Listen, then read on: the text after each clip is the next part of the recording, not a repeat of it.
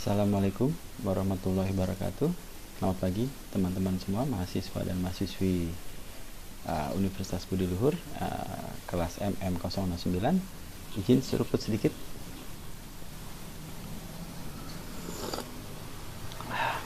Hari ini tanggal 29 Maret 2020 jam 7:21 pagi. Saya ingin menyampaikan materi keempat dengan topik risk management. Teman-teman mungkin umumnya sudah ketahui ya, bahwa boleh dibilang investasi itu selalu ada risiko, walaupun besar kecilnya bervariatif. Kita tidak bisa memisahkan, maksud saya, risiko itu tidak ada dari investasi. Selalu ada risiko, cuman ada yang risiko itu bisa kita manage, meminimalisasi, ada yang sebaliknya susah. Seperti koin ini ya, ini ada koin 1000. Risiko itu melekat terhadap return yang kita harapkan. Jadi risk and return itu selalu dia pergi bersama-sama kemana-mana gitu ya. Nah, koin ini dia ada head dan tail ya, ada kepala dan ekor. Nggak bisa kita pisahkan kepalanya atau ekornya saja, tidak bisa. Jadi dia embedded itu melekat. Nah, di sini kita akan belajar. Saya akan setelah ini mempresentasikan topik investment risk ya, yang semoga bermanfaat bagi teman-teman semua. Bagaimana kita memanage risiko, bahwa risiko ini boleh dibilang ada di semua sektor kehidupan, tidak hanya di investasi ya, di sosial ya, budaya itu ada risiko. Tapi bagaimana kita nanti belajar meminimalisasi, memanagenya. Tidak bisa kita menghilangkan sama sekali, karena nanti di presentasi saya akan saya jelaskan ada yang istilahnya systemic risk, risiko yang tidak bisa kita hindari dan dia selalu ada, dan cost-nya besar sekali kalau mau itu dihilangkan, dan almost impossible gitu ya. Oke, itu saja mungkin pembukaan dari saya. Semoga bermanfaat materi berikut ini. Selamat pagi, semoga sehat selalu, jaga kesehatan, keep distance ya. Wassalamualaikum warahmatullahi wabarakatuh. Assalamualaikum warahmatullahi wabarakatuh. Apa kabar teman-teman semua? Materi keempat yang ingin saya sampaikan, topiknya seperti teman-teman lihat di layar, monitor masing-masing, investment risk. Apa itu investment risk? Kalau kita baca dari definisinya, bahwa perbedaan dari expected return atau return yang kita ingin harapkan terhadap realisasinya semakin jauh, semakin lebar selisihnya, maka mencerminkan resiko itu semakin besar. Jadi kalau kita baca dan kita pahami bahwa semakin lebar perbedaan antara return yang diharapkan dengan realisasi, maka mencerminkan gambaran risiko yang semakin besar juga. Sebaliknya, ketika semakin kecil selisihnya, maka risikonya semakin kecil. Jadi perbedaan antara hasil pendapatan yang diharapkan terhadap realisasi pendapatan yang diperoleh, maka semakin besar penyimpangan pendapatan, maka semakin besar risikonya. Nah, saya berikan ilustrasi yang dimaksud dari definisi tadi. Kalau kita punya target untuk menjual 100 motor di tahun 2020 ini, tapi nanti realisasinya bisa lebih rendah, katakanlah hanya 90 unit dari target 100, maka akan terjadi selisih 10 unit atau 10% yang disebut dengan variance. Varian ini yang mencerminkan risiko. Semakin besar varian, semakin risiko atas instrumen investasi tersebut. Kalau ada dua pilihan, satu instrumen memberikan varian 10%, satu instrumen memberikan varian 5%, maka idealnya kita memilih instrumen varian yang lebih kecil, yakni yang 5%, karena risikonya lebih kecil. Risiko itu seperti koin, tidak bisa dipisahkan.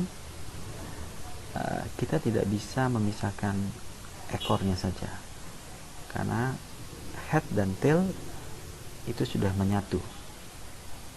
Investor tidak bisa memisahkan risiko, mereka mau returnnya saja, tidak bisa, karena itu sudah melekat, embedded, menjadi satu kesatuan. High risk, high return, kita mau return yang besar, risikonya juga besar, ya.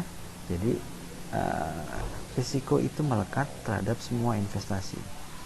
Bukannya berarti tidak bisa kita kurangi, kita bisa, yang kita dengan memanage risk management, kita bisa lakukan minimalisasi dari risiko-risiko yang kemungkinan akan terjadi.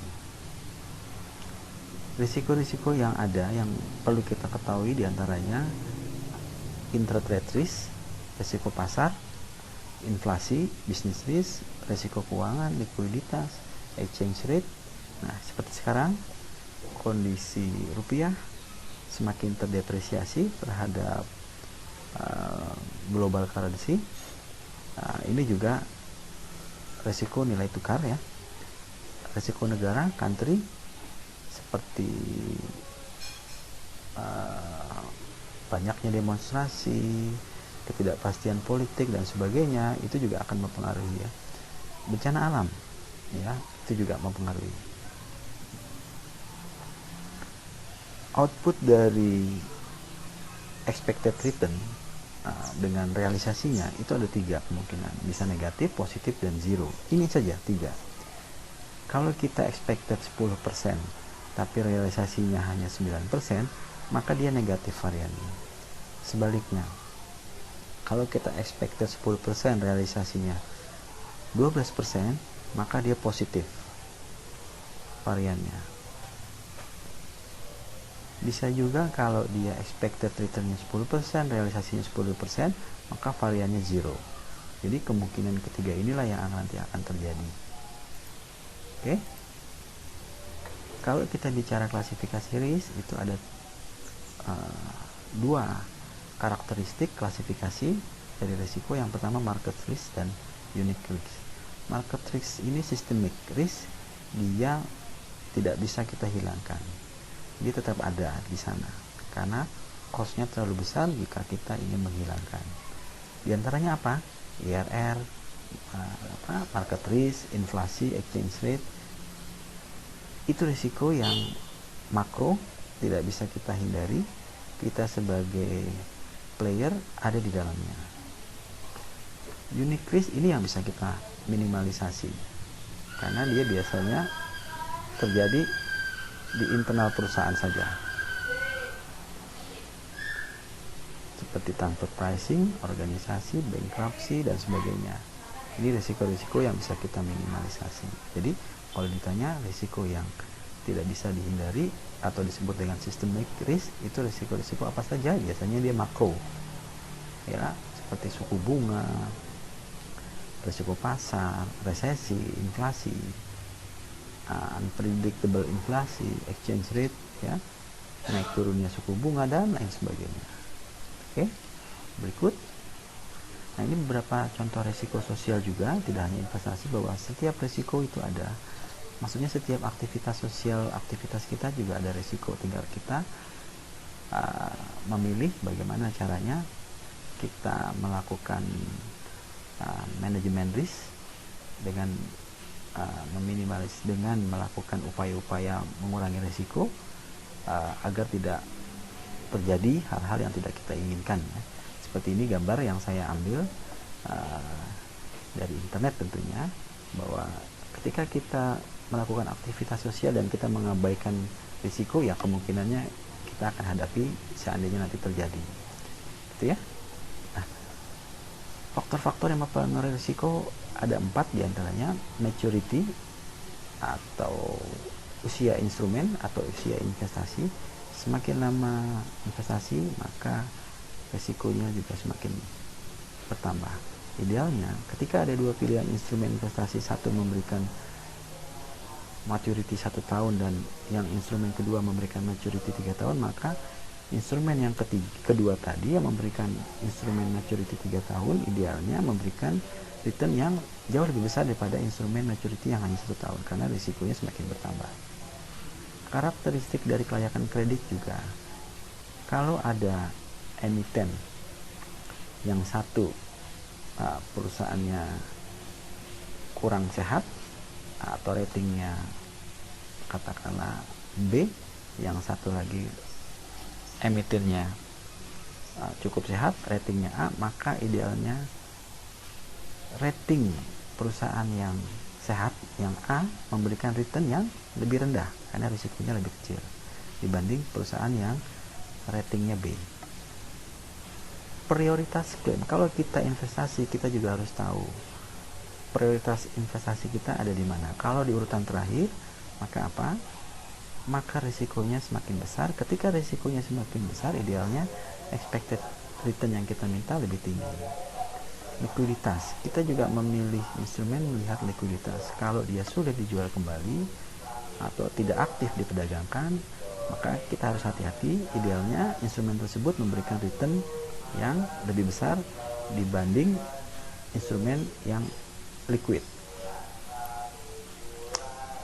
Contoh real yang terjadi yang teman-teman bisa lihat langsung di sini ada lelang SBI bahwa satu instrumen memberikan maturity 1 bulan, 3 bulan. Tadi saya jelaskan bahwa yang semakin lama maturity risikonya semakin besar, maka memberikan return yang lebih besar. Benar. Di sini teman-teman lihat kalau yang 3 bulan returnnya 6,3%, sedangkan yang 1 bulan hanya 5,97%. Jadi semakin pendek maturity-nya, maka risikonya semakin kecil, maka returnnya juga semakin kecil. Lalu juga kelayakan kredit, ya, idealnya emiten itu memiliki rating. Jadi sebelum kita beli instrumen mereka, entah itu corporate bond dan lain sebagainya, kita lihat ratingnya. Semakin dia sehat ratingnya perusahaan tersebut, maka idealnya return yang diharapkan tidak sebesar perusahaan yang memiliki return B. Tadi saya berikan contoh ya. Prioritas klaim juga begitu. Kalau kita investasi lalu instrumennya diletakkan di prioritas klaim terakhir, maka idealnya kita memiliki return yang jauh lebih besar dibanding instrumen yang diletakkan prioritas klaimnya di atas atau di awal, gitu ya. Nah, eksistensi dari risiko ini maksudnya terhadap investor gini. Rasanya jarang investor yang selalu dapat keuntungan, terus nggak pernah loss. Suatu saat kemungkinan dia bisa loss. Cuman problemnya yang sering dihadapi, lossnya itu kadang-kadang walaupun sekali misalkan, tapi cukup besar nilainya. Oleh karena itu, investor juga harus bijak, harus punya ilmu, memahami bagaimana caranya meminimalisasi risiko. Oke, kita lihat di halaman berikutnya. Nah, faktor likuiditas juga penting. Jangan sampai kita beli instrumen investasi yang sulit untuk dikonvert atau dijual kembali di pasar dan tidak aktif diperdagangkan. Ini juga faktor ya. Kalau instrumen itu tidak liquid, biasanya dia returnnya lebih besar dibanding instrumen yang liquid. Nah, sekarang kita coba akan menghitung opportunity set under the risk. Jadi investasi itu juga kita harus memilih opportunity-nya yang mana dan resikonya berapa, gitu ya. Di sini ada beberapa pendekatan yang akan kita gunakan untuk menghitung opportunity dari setiap aset yang akan kita beli. Yang pertama, cara menghitung rata-rata return. Ada dua metode pendekatan. Yang pertama aritmatik dan geometrik. Di sini kita akan menggunakan aritmatik yang lebih sederhana. Lalu menghitung varian, tadi saya jelaskan. Cara menghitung varian sederhana juga. yaitu dengan formulanya X dikurangi X bar. X bar ini adalah rata-rata dibagi pangkat 2 dibagi N. Lalu standar deviasi, rumusnya bagaimana? Gampang, akar dari varian yaitu standar deviasi. Nanti kita coba akan hitung langsung di Excel ya, biar lebih mudah. Jika ada pilihan aset, ada 5 pilihan aset, 1, 2, 3, 4, 5, masing-masing memberikan return yang berbeda-beda. Kalau kondisi pasarnya bagus, rata-rata dan poor, ini returnnya juga akan mempengaruhi. Nah, yang pertama kita cari adalah minnya dulu atau rata-ratanya dulu. Rata-rata returnnya berapa? Gampang. Jadi saya bilang kita pakai aritmatik, ini dengan menjumlah lalu dibagi dengan n nya 3, lalu kita ketemu varian ini tadi gampang, X dikurangi X bar pangkat 2 dibagi N. Standar deviasi gampang juga, yaitu formulanya apa? Akar dari varian. Ya, kita coba langsung, atau kita coba ke Excel ya. Tadi sama, kita cari rata-ratanya dulu. Ya, rata-rata returnnya sudah dapat, aset 19, lalu kita cari variannya tadi gampang. Ini kalau di Excel formulanya sudah ada. Kita cari variannya 24, lalu kita cari akar dari varian atau square root ya, itu ketemulah 4,9. Maka di sini kita bisa lihat hasilnya sama dengan yang di PowerPoint ini ya. Nah, kalau kita lihat rata-rata return yang paling besar ya, diantaranya aset 2, 3, 5, dan 4. Tapi ternyata aset 3 variannya lebih besar. Nah, kita hindari, maka kita pilihan return yang paling ideal adalah aset 2, 5, dan 4 ya. Oke. Nah, selanjutnya kita juga mau mencoba seandainya dari 5 pilihan aset di atas ini kita kombinasi, katakan kita kombinasi aset yang mau kita, untuk memaksimalkan return kita kombinasi aset 2 dan 3 ya, dimana setiap $1 yang kita investasikan 60% nya aset 2, sisanya 40% aset 3. Maka kita akan mencari, nah di sini kebetulan sudah langsung muncul angkanya, dalam kondisi good, average poor 1,1 dolar. Dari mana? Nah, ini kita lihat langsung ke sini. Ya. Tadi kita lihat di sini aset 2 60%, aset 3 40%. Jadi setiap $1 ini kita kali 0,6 atau 60% ya, biar teman-teman paham. 60% ditambah ini dikali 40%. Oke ya. Nah, ini teman-teman bisa lihat. Oke. Oh ya, 1,6 dari mana nih? 1,16. Kita lihat di sini. Aset 2 di 16% setahun. Jadi kalau kita investasi $1, maka di akhir tahun kita akan menjadi duit kita $1,16. Begitu juga aset 3 1%. Kalau kita investasi $1, maka di akhir tahun menjadi $1,01. Gitu ya. Paham ya? Nah, kita cari sekarang rata-rata returnnya di Excel pakai rumus average ya. Sudah. Lalu kita cari variannya. Tadi rumus varian apa? Jangan lupa X dikurangi X bar pangkat 2. Kita cari di sini formulanya sudah ada. Lalu kita cari standar deviasi dengan mempangkatkan variannya ya. Square. Lalu ketemu. Nah, di sini ketemu. Nah, ternyata variannya itu 0. Artinya dengan mengkombinasi 2 dan 3 ini optimal dibanding kita single portfolio ya, single instrumen. Sorry kalau teman-teman dengar ada tukang kembang lewat. Maaf ya. Oke, selanjutnya bagaimana kalau seandainya kombinasinya itu aset 2 dan 4? Bagaimana kalau 50% aset 2, 50% aset 4? Nah, ininya. Nah, kita langsung latihan di sini. Tadi aset 2-nya 50%, ini 50%, sorry, 50% ditambah aset 4-nya 50%. Oke. Jadi ketemu, lalu kita cari varian rata-ratanya ya. Rata-rata returnnya. Lalu kita cari variannya juga. Lalu kita cari standar deviasi.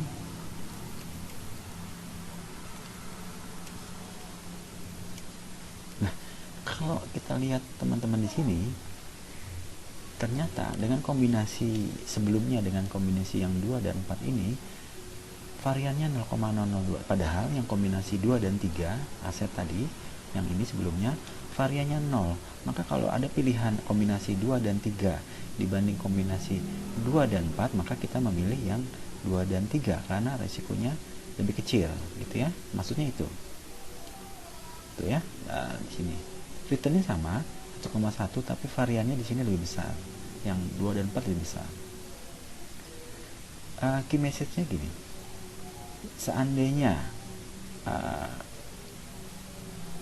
Anda mau memilih, ada pilihan instrumen investasi returnnya sama semua, teman-teman harus memilih mana yang memberikan varian yang paling kecil, gitu ya.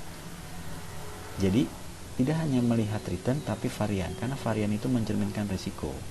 Misal ada 5 instrumen memberikan return 10%, lalu kita lihat varian, ada salah satu misalkan variannya memberikan return variannya katakanlah angkanya 2%, tapi yang lain 5%, maka Anda harus memilih varian yang paling rendah 2% tadi, gitu ya. Karena varian itu menentukan kepastian. Semakin kecil varian, maka kepastiannya semakin besar.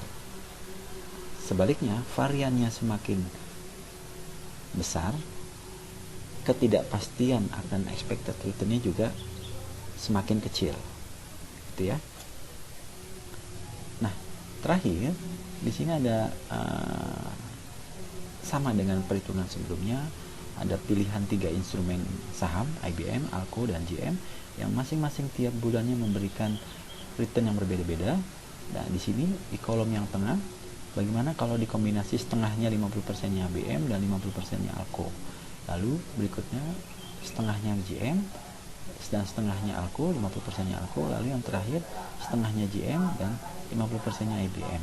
Nah, ini kita cari variannya, lalu kita cari masing-masing expected return, varian dan standar deviasi, maka ketemu, gitu ya. Kalau melihat kombinasi di sini, maka kombinasi mana yang paling ideal? Kalau kita lihat kombinasi yang GM dan ALCO ini sama-sama memberikan return yang sama besar, tapi kita lihat di sini ternyata varian yang paling rendah adalah GM dan IBM 36,62. Maka idealnya ketika dua pilihan ini kita memilih yang GM dan LBM ini ya, 3,6. Itu kita memilih yang ini ya. Nah, terakhir di sini ada korelasi koefisien, gitu ya. Korelasi koefisien ini untuk menunjukkan apakah dia positif negatif. Kalau dia positif, idealnya dia bergerak bersama-sama naik. Ketika kondisi pasar sedang membaik, idealnya IBM dan ALCO positif sama-sama naik. Begitu sebaliknya. Jadi koefisien korelasi dia menunjukkan kaitannya antara saham yang satu dengan saham yang lain, apakah dia memiliki korelasi yang kuat positif atau sebaliknya.